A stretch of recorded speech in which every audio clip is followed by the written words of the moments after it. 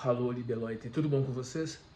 Eu vou trazer para vocês aqui um vídeo que foi trazido pela Vânia Moore no canal dela a respeito de uma investigação independente que foi realizada por Bill Cawley sobre fatos ocorridos na década de 60 e que foram investigados no final dos anos 80 e início dos anos 90. Trata-se de um vídeo, né, com depoimentos de pessoas escutadas separadamente, né? No início do vídeo, o diretor, a pessoa que organizou, que fez a filmagem, deixa muito claro que essas pessoas foram escutadas separadamente para evitar que houvesse a contaminação, né, de um depoimento em relação ao outro, para que se pudesse filtrar eventuais contradições, né? Enfim, são técnicas muito importantes para se garantir a veracidade do que está sendo relatado, né? Para você que acredita, porque foi ensinado assim, né, que se algum líder dentro da organização Mormon praticar algo errado, ele será destituído porque ele pode enganar os membros, mas a Deus não. Você foi mais uma vez enganado. Para você que acredita, porque foi ensinado desta forma, que nenhuma folha de uma árvore cai ao chão sem que esse Deus Mormon, Deus segundo o mormonismo, saiba, você foi mais uma vez enganado. Porque ele deixou passar fatos, no mínimo constrangedores, para essa organização. Eu, quando tomei conhecimento disso, quando assisti o vídeo, quando assisti ao vídeo, fiquei bastante paralisado, porque algumas recordações me vieram à mente, né? E a principal delas foi a excomunhão da minha mãe, né? Lá na virada do século. Eu era muito guri ainda, né? E toda a humilhação que ela passou para ser readmitida nesta organização. E ela acreditava que o caso seria examinado pelo profeta Mormon, pelo então profeta Mormon, Gordon B. Hinckley, em pessoa, ou seja, seria enviado a ele, ele ia sentar lá no gabinete dele, com móveis de madeira nobre, um luxo tremendo, né? E que você custeia com teu dízimo, e examinar o caso dela. Eu já muito cético, porque eu acredito que nasci com esse ceticismo, acho que isso é uma coisa que veio comigo, tenho razões para acreditar nisso. Desconfiava que isso não poderia ser assim, né?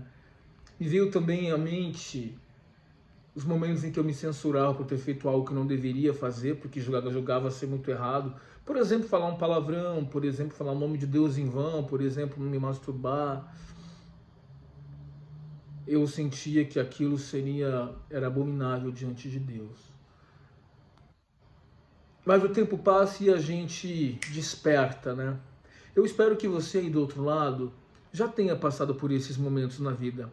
Aquele momento em que você desperta, que tu para de acreditar que as coisas se resolvem por si mesmas, que deixa na mão de Deus que Ele resolve. Se tiver que ser, será. Poxa vida, se você sentir falta de alguém, por que não procurar essa pessoa? Para que não correr o risco? Se você quer a companhia, corra o risco de ter essa pessoa do seu lado. Se você quer alguma coisa para a tua vida, não espere o momento exato para agir. Haja com as ferramentas que você tem agora, porque as coisas vão começar a se construir a partir disso, a se transformar a partir disso. O momento exato não existe para quem está planejando algo, almejando algo para si. É claro que quando eu escutei esse vídeo, quando eu assisti ao vídeo, eu já sou, né, um homem de alguma vivência, né? Eu andei pela noite, né? Eu sei o que os seres humanos fazem, né? A minha inocência foi embora, né? Eu sei também que é comum que pessoas adultas se reúnam, às vezes, num quarto de motel ou em suas próprias casas, façam uma farra, todo mundo pega todo mundo. Isso é normal, olha. Pessoas adultas, conscientes do que estão fazendo, de livre e espontânea vontade, concordando com o que vai acontecer, não vejo problema algum. O problema é quando uma instituição que se apresenta como um grande império econômico, acima de tudo e antes de tudo, que alardeia todo canto, que possui procuração para falar em nome de Deus e que seus representantes falam face a face com Deus de forma literal, se vê com grandes lideranças envolvidas em orgias, uso de álcool e drogas, prostituição, exploração sexual infantil, dentre outras iniquidades, vamos colocar assim. Tudo isso é praticado de forma subreptícia, ou seja, de forma oculta. Enquanto você, membro fiel, abre mão de um domingo, que são geralmente dias de descanso, para você passear com a tua família, passar uma tarde num restaurante, ir para um clube, sei lá, fazer uma viagem, porque acredita que essas pessoas são essenciais para a sua salvação. Eu gostaria que você, por um instante,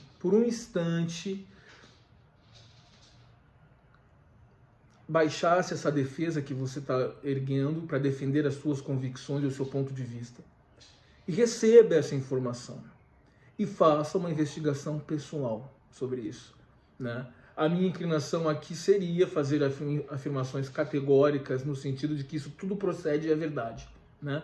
Porque corrobora com a minha noção, com o que eu quero acreditar. Não só porque eu acredito, porque eu ouvi uma voz, ou porque, né, esse sobrenatural que vocês tanto falam que eu jamais vi, apesar de quase 20 anos no mormonismo e uma mãe de 30 e tantos anos lá dentro. Quando a gente tem uma ideia muito estabelecida sobre as coisas, a gente precisa também ter um cuidado e abrir um espaço para a dúvida, como dizia Aristóteles. A dúvida é o princípio da sabedoria. Muitos e muitos séculos se passaram, veio o Iluminismo, que teve como seu maior expoente René Descartes, né? Penso, logo existo. O fato de eu pensar faz com que eu dê significado à minha existência. Isso é profundo.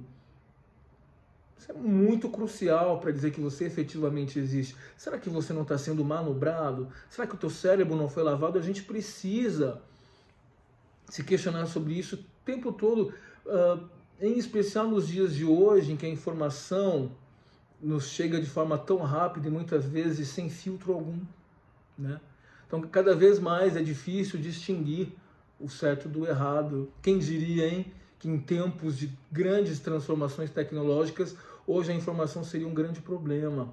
É por isso que nós temos, por exemplo, campanhas anti-vacinas crescendo cada vez mais, porque espalham por aí através de robôs, né, dos bots, né, em máquinas e tal, que vacina faz mal, que você é uma cobaia. Espalham por aí a noção da Terra plana, porque o texto foi bem escrito, porque a pessoa dominava o léxico, as regras de ortografia, e você já acredita que aquilo é certo, porque foi bem escrito, as palavras são bem colocadas em seus devidos lugares, mas você não parou para avaliar o conteúdo, a lógica. Despoje-se, portanto, nesse momento da sua convicção mais enraizada e permita-se escutar. Nesse vídeo que estará aqui embaixo, que foi patrocinado e investigado por Bill Colvin, como eu disse a princípio, ele reúne pessoas que contam, que fazem esse relato desses fatos que aconteceram nos anos 60, quando o Gordon B. Hinckley ainda era um apóstolo mormon, né? Ele ainda não era o profeta dos anos 90, né? Eu, da minha parte, sempre antipatizei muito com isso, com ele, né? Aquela figura morna que ele era, fria, distante, né? Principalmente quando eu o vi pessoalmente no Pacaembu, em São Paulo, e eu saí de lá me censurando. A entrada dele me chamou muito a atenção naquele. Eu fui o primeiro a chegar, porque eu fui dar aula, né? Porque eu sobrevivia dando aulas de informática, né? Era um sábado. E eu cheguei no Pacaembu muito cedo, porque eu morava na periferia, então seria longe para voltar, né? Então eu estava com a roupinha ali montada, tal, era só me trocar, enfim. E choveu no sábado à tarde, tem vídeo sobre isso, a organização lançou um vídeo sobre essa cerimônia. A entrada dele com seguranças carregando guarda-chuva. Eu pensei, ele não tem mãos para isso? terno, chiquérrimo, automóveis, né, importados, e ele num troninho lá em cima, a gente via o tempo todo no telão de transmissão, e eu ali me molhando todo com uma capinha de chuva, e o cara ali entediadíssimo, escutando, né, a cerimônia, pelo menos foi essa a sensação que eu tive na época, né, e a gente enfrentando tantas dificuldades aqui nesse mundo subdesenvolvido, né, e aquele cara era um homem que falaria em nome de Deus.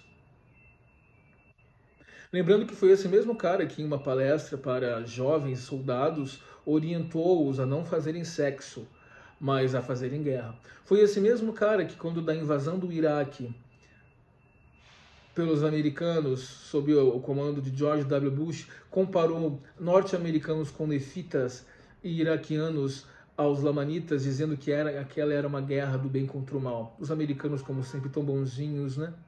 A história que o diga. A história que o diga. O grande problema da história é que ela é contada de acordo com o viés de quem escreve. Eu vou passar para vocês um fato. Embora eu tenha minha convicção sobre ele, eu gostaria que você também tivesse a sua. E se a tua convicção de alguma maneira fazer com que você se sinta incomodado, não se assuste, isso é normal. Quando a gente recebe uma informação que destoa do nosso substrato de convicções, das nossas noções, isso realmente abala, pode frustrar, porque a partir de agora você perde o prumo, né? A partir de agora, quem sabe você não questione, você vai perder a paz. Quem disse que paz significa que você está no caminho certo? Não necessariamente. Pode ser o fruto de um fator psíquico introjetado em você, para que você se sinta tranquilo e contente, sabendo que irá para o céu, porque está no lugar certo. Isso traz paz. Eu sei o que estou fazendo aqui, eu tenho todas as respostas, eu vou seguir meu caminho por aqui. Mesmo, é claro que um ser humano que não tenha convicções, que não tenha planos ou objetivos, é um ser sem rumo, né? Não é isso? A gente precisa de convicção para poder se guiar nesse mundo. Isso não quer dizer que a gente não possa mudar de convicções. A gente pode, nesse nosso trajeto pela vida, fazendo reparações, mudanças e seguir ainda assim. Olha, isso aqui está errado, eu vou seguindo. Segue, sabe? Escolhe um caminho e segue. Agora, essa história de colocar tudo à prova, de que maneira você vai fazer isso, eu não sei, e veja se é verdadeiro como eles te dizem, toma cuidado. Porque a partir do instante que você passar a questionar, isso será um problema. Isso será um problema. Questionar de verdade, não uma simples perguntinha, e aí a gente se contenta com a resposta que é dada, como me aconteceu inúmeras vezes, de não ter a resposta e, ok, vou engolir, né? Porque se eu for mais longe, isso pode soar mal, né? Pode parecer que eu não estou espiritualizado, não soa bem. Eu estava aqui me lembrando de um caso muito engraçado que aconteceu há anos, inclusive o protagonista até faleceu de câncer aqui nas clínicas. Ele era um homem, não vou dizer pra ti que ele era exatamente um cara feio, mas ele estava namorando uma mulher pela internet que era uma deusa, né? Uma deusa pela internet.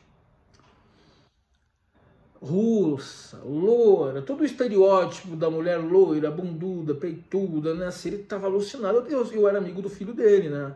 Então eu fui até o apartamento deles e ele estava lá na internet com ela, ele estava hipnotizado. A expressão dele no computador, assim, olha a carta que ela me mandou, páginas e páginas e páginas. Fulano, eu te amo, eu te adoro. Só de olhar a carta eu já vi que era uma fraude, porque ninguém ia dedicar tanto tempo com textos, e você via que era uma lavagem cerebral total para hipnotizar o cara, né? Eu te amo, eu te quero, eu tô louca para te ver. Mal sabia ele que esse golpe que ele estava prestes a sofrer, né? Era um golpe financeiro. Poderia estar sendo praticado por um homem do outro lado da linha. Como eu vi que não haveria maneira de realizar uma intervenção muito agressiva, eu fui bem sutil. Olha que eu era gurizão ainda. Eu falei assim, vem cá, tu já conversou com ela em tempo real? Ah, na época não era tão fácil assim, acho que nem havia o WhatsApp ainda. Isso faz mais de 10 anos. Aí ele disse, não, porque o webcam dela tá quebrada. Eu falei, mas ela não pode? Naquela época ainda tinha lan house, essas coisas, né?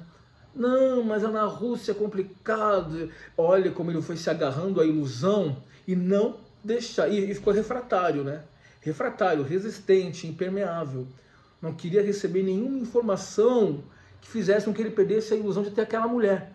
Aí ele virou-se para mim e disse: ó, ela tá vindo pro Brasil. Eu falei: ah, é? É, eu vou mandar o dinheiro da passagem. Não sei quantos $1000 ela pediu. Não quero vocês aqui. Vocês são jovens, bonitos, tal, não sei o quê. E eu não vai dar certo, não. Falei: tudo bem, isso aqui eu já sabia que era golpe. Era a ilusão dele. E eu fiquei com pena. Eu falei: ele quer viver essa ilusão, deixa ele. Ele quer viver, ele quer pagar pra ver, deixa. O que vai fazer? O dinheiro é dele, a vida é dele. Ele acha, ele acredita, se olhando de frente ao espelho, que ele pode ter uma mulher como aquela, sendo apenas um homem de classe médiazinha, principalmente.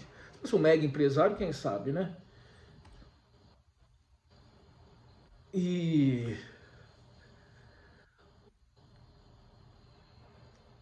e é claro que ele tomou o golpe, né? Foi golpeado, não sei quantos mil, não, ele mandou para ela, acho que foi 10 mil na época, não me lembro.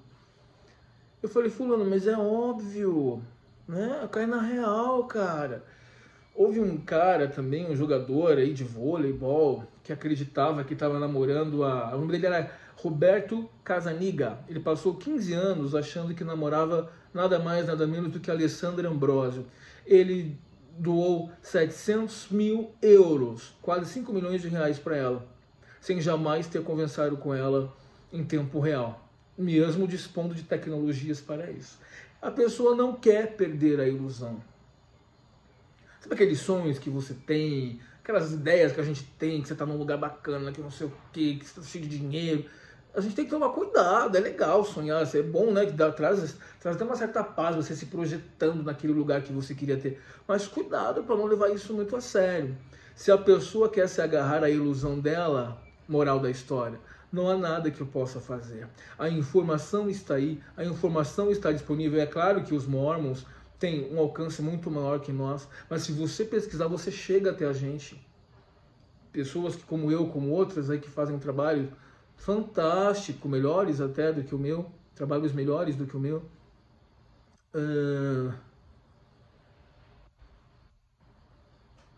e que podem te ajudar a tomar uma decisão mais acertada para a sua vida. Agora, se você quer essa ilusão para você, sinto muitíssimo. Nesse vídeo, que eu vou deixar aqui embaixo, é relatado então por essas testemunhas festas, orgias que aconteciam em uma casa que fora alugada por Gordon B. Hinckley e amigos dele, amigos de farra dele, onde aconteciam grandes festas, eram contratadas prostitutas, acontecia consumo de álcool, e pela minha experiência não fica só no álcool. O vídeo não entra nesse mérito, então eu não vou me estender, não vou ir além do vídeo, tá? Mas eu já vivi alguma coisa na vida para afirmar que as pessoas não ficam só no álcool, nesse tipo de farra, né?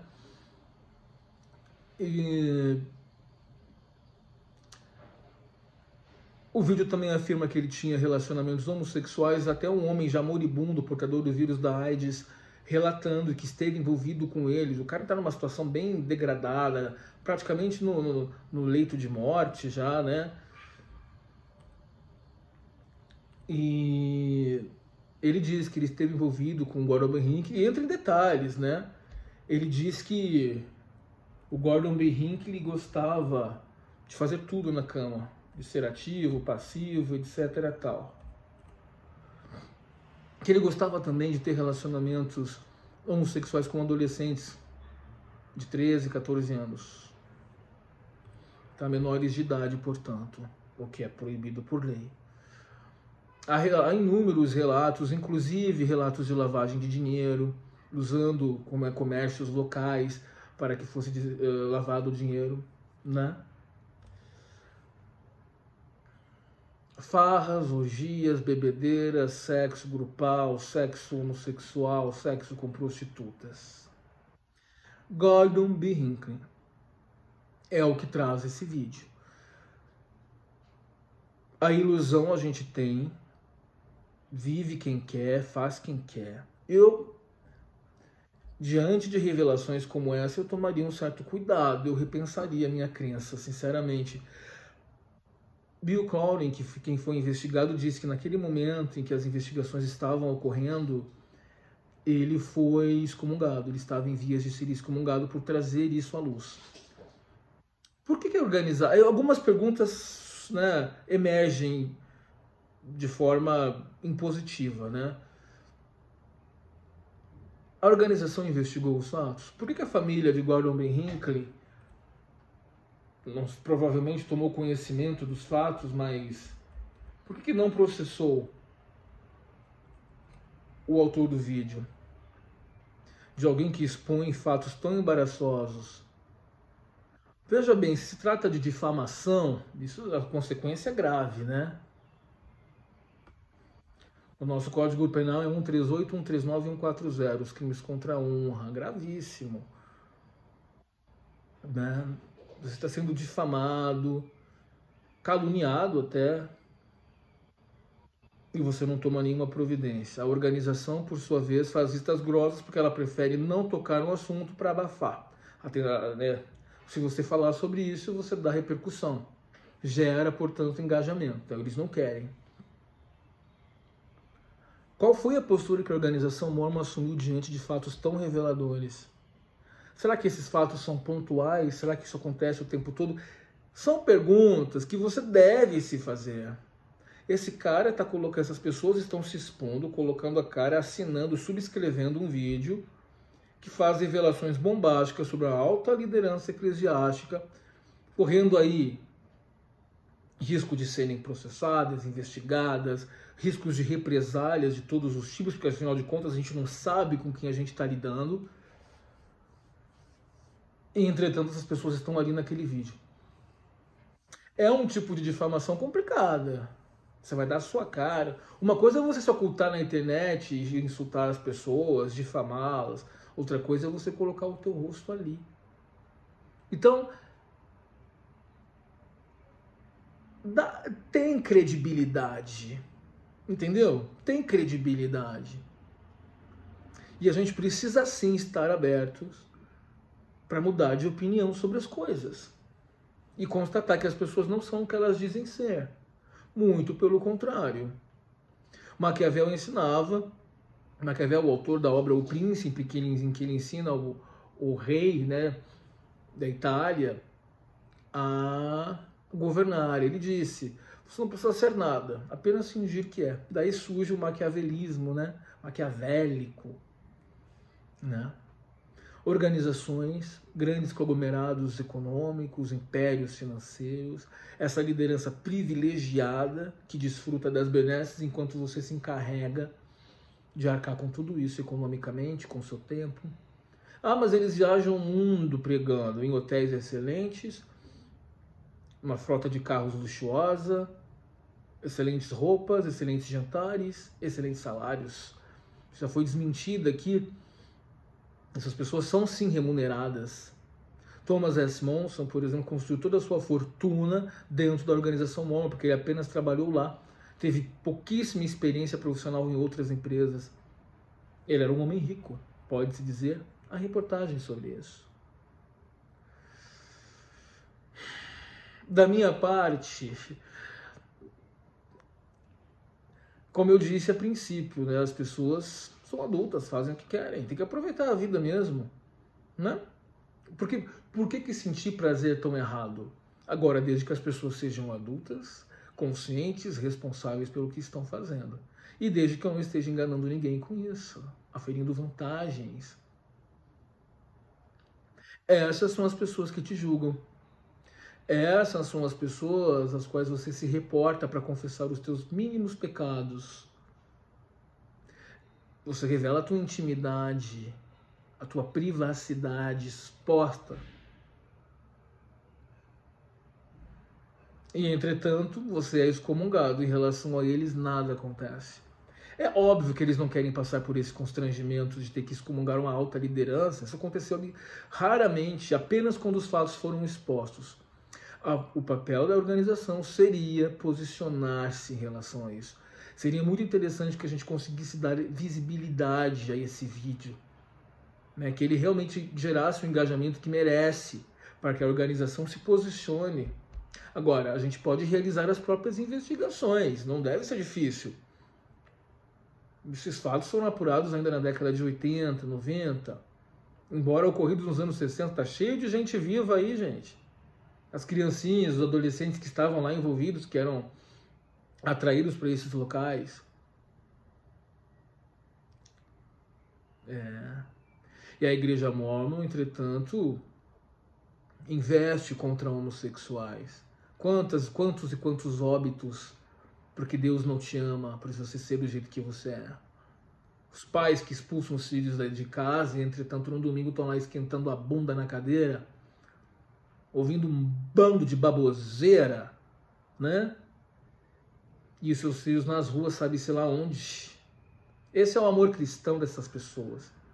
Os filhos que se dane, o importante é ir para o reino celestial, ir para o templo. É importante ir para o templo. Quanto amor no coração, né? Eu tenho muita pena do crédulo. Eu tenho pena do crédulo, daquele que não consegue ver que a vida não é em preto e branco, sabe? Que as coisas não estão assim, elas não são tão previsíveis assim. Que existem as nuances, que existem as variações, né? Que ninguém tem resposta definitiva para nada. Estamos todos imersos em mistério aqui, apesar de muita coisa já ter sido esclarecida pela ciência. O que é preciso acontecer para que as pessoas comecem a finalmente a questionar? Ah, eu dou o dinheiro para a igreja, não me interessa o que eles fazem, eu estou cumprindo o mandamento de Deus. Você está ganhando tão bem assim? Para passar o resto da vida pagando imposto para eles, você está ficando louco? Num país com uma carga tributária como essa, falando aqui do Brasil. Você ainda tem grana para dar para a igreja, irmão? Então você deve ser muito rico. Não, né? Você é pobre, né? Você é pobre. Você é pobre, você sabe que você é pobre. Então tá bom. Pensa sobre isso. Se você aí quiser fazer alguma orgia na sua casa, pode até me convidar. Sem menores de idade, sem nada, né? Né? Uma farrinha? Adoro uma farrinha. Desde que as pessoas estejam conscientes do que estão fazendo, de que são adultas e respondem pelos seus atos. Tá bom?